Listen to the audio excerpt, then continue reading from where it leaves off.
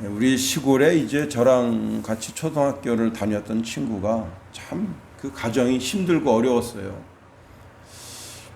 다들 이제 그 친구가 어떻게 됐지?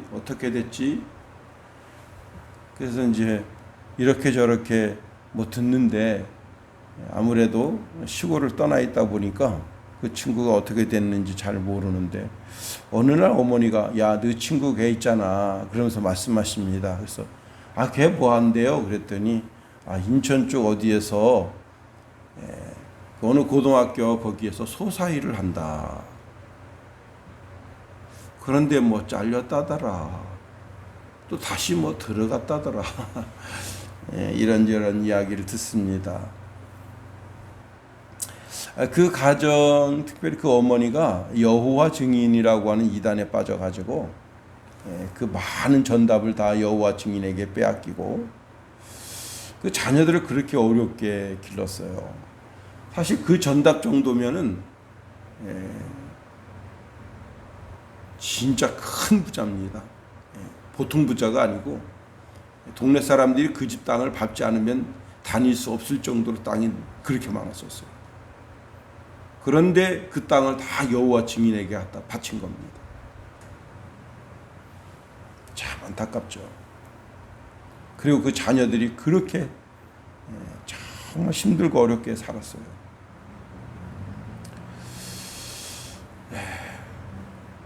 한 가정을 책임지는 부모가 올곧게 반듯하게 선다고 하는 것이 얼마나 중요한가 알게 됩니다.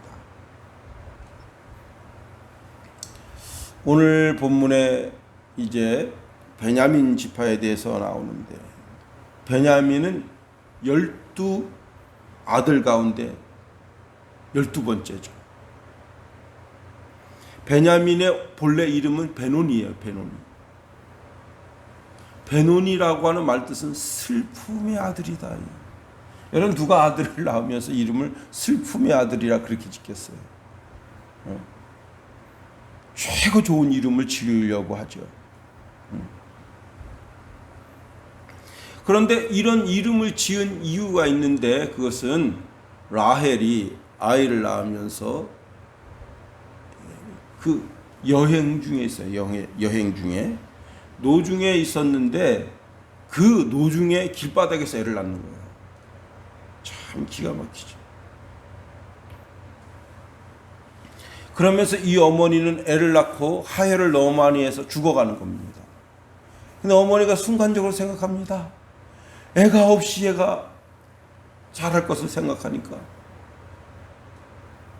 참 그렇지 않아 그 집에 여인들이 많은데 그 여인들의 암투 가운데서 이 애가 어떻게 잘 자라긴 하겠나 하는 그런 생각이 스쳐가니까 애 이름을 이제 받아내면서 애 이름을 뭐라 지을까요? 그랬더니 베노니 슬픔의 아들이다. 참 이름 잘 지어야 됩니다. 우리나라 이제 대법원에서 이름 바꿔주잖아요, 그죠? 참 제가 그 이름 왜 바꿔줘야 되는가 그 이유 사유에 대해서 그 신문에 난 거 잠깐 봤는데 별 이름이 다 있어요. 아니 사람 이름 그렇게 한 300가지 정도를 쭉 올려놨는데 도저히 입에 담을 수 없는 그런 이름도 있어요. 그 중에 임씨 애한테 신중하게 살아라 신중이라고 그러는데 부르면 그 임신중 참 어떻게 부모가 그렇게 이름을 그렇게 줬냐 말이에요. 이름 잘 지어야지. 그래서 그 아버지가 그 이름을 베냐민이라 이렇게 바꿨습니다. 베냐민은 그 아버지가 요셉 다음으로 지긋한 사랑으로 사랑한 그런 아이입니다. 특별히 이제 자기 친형이 애굽으로 끌려가게 되죠. 그래서 자기 혼자 남으니까 형님들이 한 대만 때려도 열대해요. 한 대만 때려도. 한마디만 해도 10마디야. 여러분, 좋은 말은 애한테 용기를 북돋아 주지만 다 이게 배다른 형제라 어떻게 했겠어요? 다 그냥 욱박지르는 말을 많이 했을 거 아니에요. 이제 훗날 흉년이 들어서 곡식 사러 애굽으로 내려갈 때 볼모로 잡히는 그런 애절한 삶도 그가 겪었어요. 우리가 본문에 있는 말씀을 통해서 이 베냐민이라고 하는 단어만을 통해서도 깨달을 진리가 참으로 많습니다. 베냐민은요, 사랑받는 자로 하나님이 만들어 주십니다. 베냐민의 삶에는 자기 어머니가 없이 자기가 살아간다. 이게 얼마나 힘들어요. 누가 젖이나 제대로 줬겠어요? 응? 애가 막 울어째켜야 그때야 야곱이 그거 좀 누가 좀 젖 좀 주라고. 그래야 젖 주는 거지 그냥 안 줘요. 응? 베네 쪼가리라도 제대로 얻어 입었겠어요? 모기가 뭐 물었다고 해서 누가 그 진물을 한번 만져주긴 했겠어요? 참 그런 정말 의미 없는 그런 절박한 삶 속에서 그가 살았는데 하나님이 그 삶의 고통을 그 고통 속에서 특별한 애정을 받는 그런 존재로 바꿔 주셨다고 하는 사실입니다. 아버지가 그 누구보다도 그 베냐민을 뜨겁게 사랑합니다. 자, 훗날에 이제 곡식 사러 애굽에 내려갔는데 그 말째가 식탁에 앉았는데 다른 사람보다 음식을 확 해줍니다. 이게 무슨 뜻인지는 자기는 몰라요. 그래 알고 보니까 그 애굽의 총리가 자기 형님이다. 그러니 그 한 사건만으로도 그날 베냐민의 어깨가 얼마나 의젓하고 힘이 들어갔겠어요. 그렇습니다. 그런데 그 애굽에 내려갔을 때 그 비사가 있잖아요. 이 총리가 조근조근하게 너희가 지금 곡식 사러 온 사람들이 다 이 식구가 다냐 그랬더니 형 루벤이 말합니다. 아닙니다. 우리 집에 원래 12형제인데 하나가 없어졌고 말째는 지금 아버지 품에 있습니다. 그러냐? 너 아버님은 잘 계시냐? 예, 아직도 건강하십니다. 그 말째는 어떠냐? 말째는 아버지의 사랑 독차지하고 있습니다. 그래가지고 이제 곡식 사서 가나안 땅으로 돌아가는데 애굽 전령들이 막 쫓아옵니다. 그래서 거기서 뭐가 발견되죠? 점치는 은접시가 탁 발견됩니다. 그래가지고 다 다시 끌려가고 그런 우여곡절에 이제 네 말자가 여기 내려오지 않으면 풀려나지 못하겠다 하고는 한 형제를 가두게 됩니다. 그게 이제 곡식 싸가지고 올라갔는데 아버지가 딱 보니까 한 형제, 한 아들이 없어요. 그래서 물어보니까 상황이 그렇게 됐다. 그래서 어떻게 합니까? 결국은 이 베냐민이 애굽으로 내려가게 되는 거예요. 근데 거기서 또 비슷한 사건이 또 연루돼 가지고 베냐민을 여기 놔두고 곡식자로 가지고 이제 올라가게 되잖아요. 그때 루벤이 이 아이의 생명과 아버지의 생명은 결탁돼 있다. 이 아이 안 데려가면 아버지 죽을지 모릅니다. 충격받아가지고. 왜? 그냥 그 아버지가 끔찍이 사랑하는 아들 하나 죽었지. 얘가 또 이렇게 교도소에 지금 끌려가 있지. 그때 요셉이 그 사랑에 탐복해가지고 자기 신분을 드러낸 거예요. 응? 이 베냐민은 끔찍히 아버지의 사랑 독차지하죠. 장자 루벤의 사랑을, 그 보호를 받는 그런 아들이다. 베냐민은 다른 그 형제들보다 많은 선물을 받았어요. 자, 애굽에서 총리를 대면했을 때, 그때 여러분 첫 번 거래에서 자신들의 짐에 곡식값이 다 있었어요. 그런데 그 총리가 자기 형님이었을 때 베냐민에게 5배나 음식을 더 주고, 그 다음에 가장 귀한 옷을 주고. 왜? 어머니 없이 자란 자기 동생, 그 동생의 그동안의 그 모든 삶을 생각할 때 형으로서 그 은근히 그 가는 그 마음이 있는 거예요. 하여튼지 간에 이 베냐민은 수적으로 어마어마하게 크게 번성했습니다.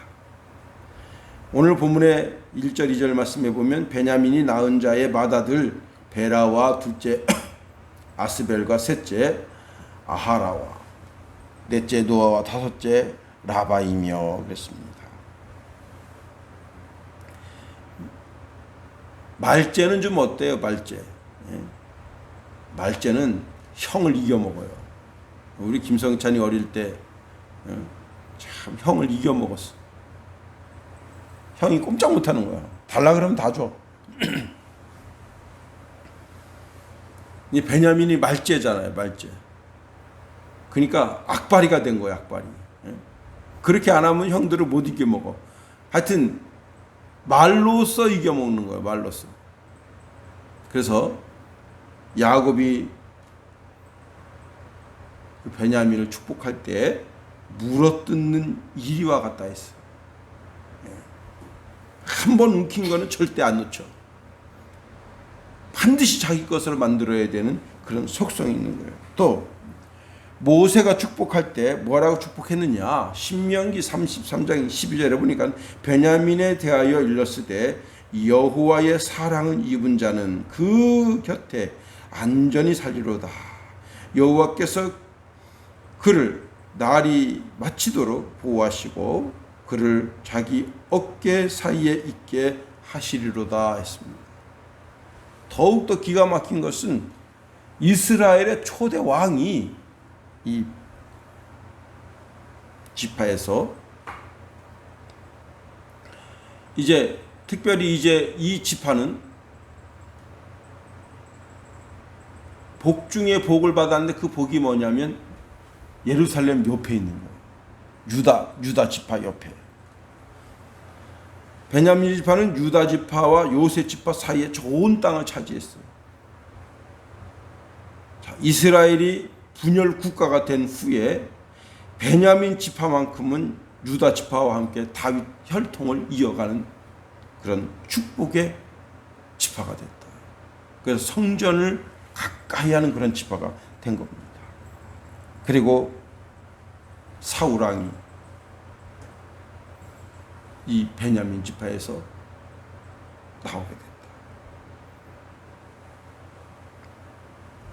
그리고 그 베냐민 지파에서 누가 나왔어요? 사도 바울. 하여튼간에 이 지파는 하나님의 끔찍한 사랑을 받는, 아버지의 끔찍한 사랑을 받는 지파였으나 또 하나님의 사랑도 끔찍하게 받는 그런 지파였다 하는 겁니다. 분명 어머니의 슬픔, 어머니의 고통 속에서 이 아이가 태어났으나 하나님은 그 고통을 기쁨으로 바꿔주셨다.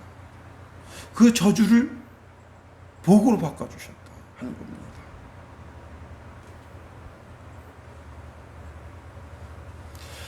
세상에 고통 속에 있는 영혼들, 그 어떤 영혼들이든지 간에 주님은 바꿔주실 수가 있다.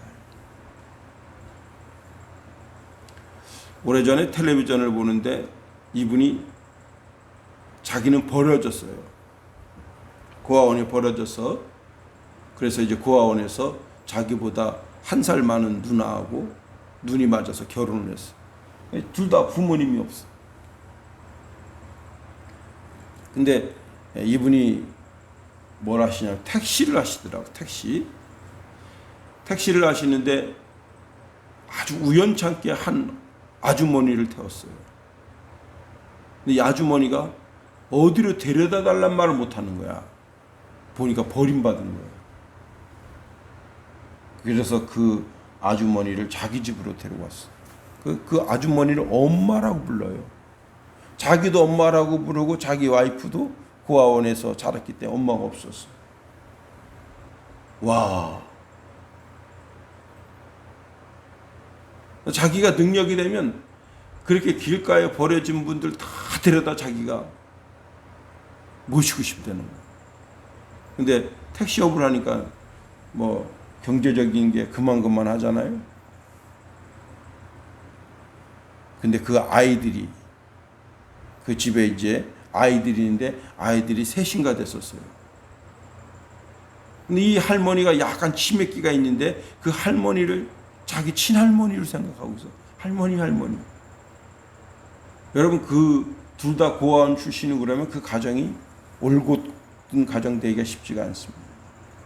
근데 그 벽에 딱 뭐가 있냐면 은혜교회 주보가 달력 있더라고.